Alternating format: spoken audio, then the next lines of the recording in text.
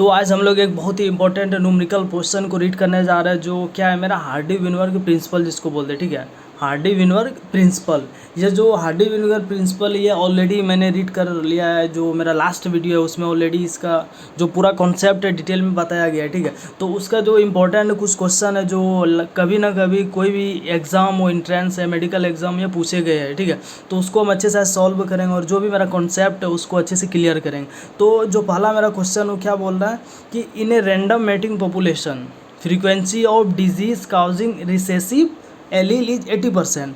तो यहाँ पे इंपॉर्टेंट टर्म मेरा क्या रिसेसिव है, जो कितना 80% है। तो क्या बोला, what will be the frequency of carrier individual in population. ये जो कैरियर और रिसेसिव है, ये जो सारे कॉन्सेप्ट हैं, तो उसको अच्छे से पहले हम उस वीडियो में मैंने रीड कर किया हुआ ऑलरेडी कि जैसे जब भी रिसेसिव और डोमिनेंट या फिर कैरियर की अगर बात आ जाए तो सबसे पहले जो हार्डी-विनबर्ग का इक्वेशन है वह माइंड में आना चाहिए। वो इक्वेशन मेरा क्या था, अगर इसका हम सॉल्यूशन देखें तो क्या है मेरा P + Q = 1। तो ये क्या था, हार्डी-विनबर्ग क्या था, इक्वेशन था P + Q = 1। ठीक है, तो जब हम P + Q को A + B के होल स्क्वायर के फॉर्म में अगर इसको हम लिखेंगे तो मेरा क्या आ जाएगा, P² + 2PQ + Q² = 1। ये क्या है मेरा P + Q का होल स्क्वायर के फॉर्म में। ठीक है, तो P² + 2PQ + Q² = 1। ये मेरा क्या है, हार्डी-विनबर्ग का बेसिक जो इम्पोर्टेंट जो थ्योरम पार्ट है यही है P + Q = 1। तो क्वेश्चन में मेरे को क्या बोला, जिसमें हम P को क्या बोलते हैं, जैसे P है इसको हम क्या बोलते हैं, डोमिनेंट बोलते हैं। ठीक है, डोमिनेंट इसको बोलते हैं। ठीक है, और जो Q है इसको हम क्या बोलते हैं, रिसेसिव पार्ट बोलते हैं, रिसेसिव पार्ट। ठीक है, तो P को डोमिनेंट बोलेंगे और Q को रिसेसिव बोलेंगे। ठीक है, तो क्वेश्चन में मेरे को क्या बोल रहा है कि रिसेसिव वाला दिया हुआ है, मतलब Q डेटा गिवन है इस क्वेश्चन में, तो हमको क्या बोल रहा है, कैरियर बोल रहा है। कैरियर इसमें क्या है मेरा 2PQ जो है इसको हम क्या बोलते हैं, कैरियर बोलते हैं। इसको और एक टर्म क्या बोलते हैं, हेटेरोजाइगस। हेटेरोजाइगस क्यों बोलेंगे, क्योंकि इसमें एक P है और दूसरा मेरा Q है, इसलिए इसको दो अलग अलग है, इसको हम क्या बोलेंगे, हेटेरोजाइगस बोलेंगे, और इसको हम क्या बोलेंगे, कैरियर बोलेंगे। ठीक है, तो ये जो इसका जो अगर इसको हम सॉल्व करें तो क्या है मेरा Q मेरा कितना दिया हुआ है, रिसेसिव है ना, तो रिसेसिव हम Q को बोलते हैं। तो Q मेरा कितना 80% है, कितना 80% है, तो Q मेरा 80% है। ठीक है, अगर Q मेरा 80% है तो मेरा P कितना हो जाएगा, 20% हो जाएगा, 20% हो जाएगा। क्यों, क्योंकि हम 100 में देख रहे हैं। ठीक है, अगर Q 80 है तो मेरा कितना हो जाएगा, P 20% हो जाएगा। ठीक, तो इसका इक्वेशन हम क्या रीड किए, P + Q = होल स्क्वायर पर क्या था इसका इक्वेशन, P² + 2PQ + Q² = 1। तो Q मेरा 80 है, P मेरा 20 है, तो मेरे को क्या बोला, कैरियर बोल रहा है। तो कैरियर मेरा क्या है, 2PQ कैरियर इसको बोलते हैं। तो हमको उसका 2PQ पहले हमको लिखना है। ठीक है, तो 2PQ में हमको क्या, P का भी वैल्यू दिया हुआ है 20 और Q का वैल्यू 80 दिया हुआ है, तो बस इसको इस पर पुटअप करना। तो 2 मेरा क्या ऑलरेडी गिवन है, 2 × P मेरा कितना है 20% है और Q मेरा कितना है 80 है, तो यहाँ पे 80 इसको लिख दिए। जब इसको हम जोड़ेंगे, सम करेंगे तो कितना आएगा, 3200 इतना मेरे को मिला। ठीक है, लेकिन हमको यहाँ पे ऑप्शन पे ध्यान देना कि ऑप्शन किसके फॉर्म में, परसेंटेज के फॉर्म में। तो पहला मेरा क्या 64 है, दूसरा 32 है, तीसरा 16 और चौथा क्या 100 है। तो जब अगर इसको हम परसेंट के फॉर्म में निकालेंगे तो क्या होगा, 100 से इसको क्या कर देंगे, डिवाइड कर देंगे। जब 100 से इसको डिवाइड करेंगे तो यह 0, यह 0, यह 0, यह 0 कैंसिल हो जाएगा, तो मेरे को कितना मिलेगा, 32% मिलेगा। कितना मिलेगा, 32%।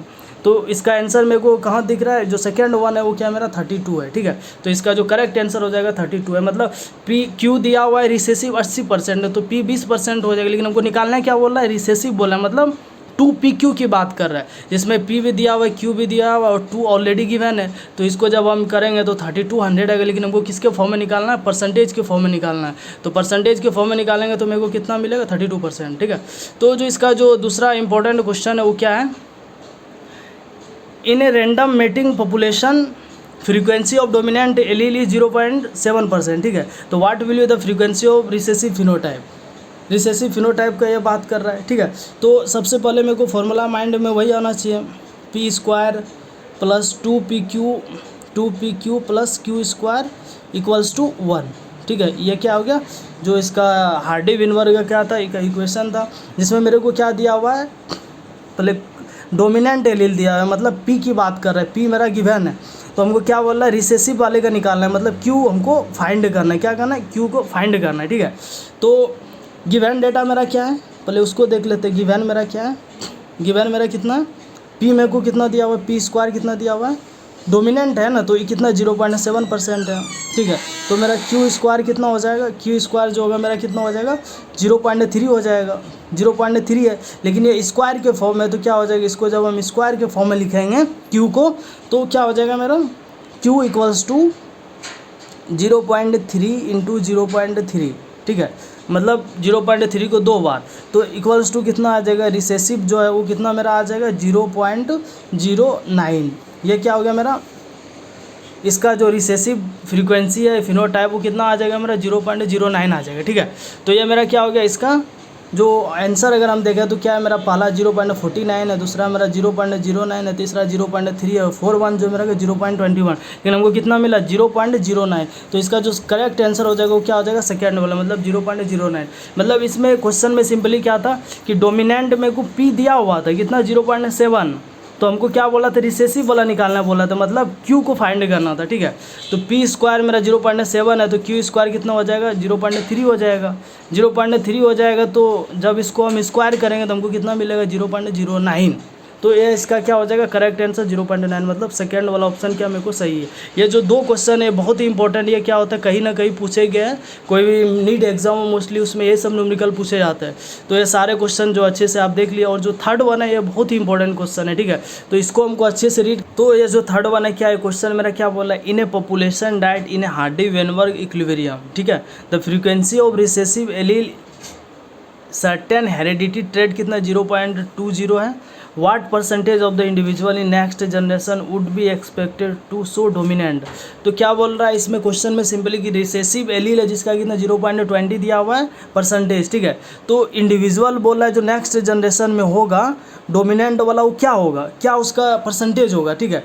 तो सबसे पहले अगर रिसेसिव दिया हुआ है तो हमको सबसे पहले डोमिनेंट फाइंड करना है, डोमिनेंट फाइंड करने के बाद हमको इंडिविजुअल देखना है, और उसमें भी क्या दोनों डोमिनेंट होना चाहिए, ठीक है।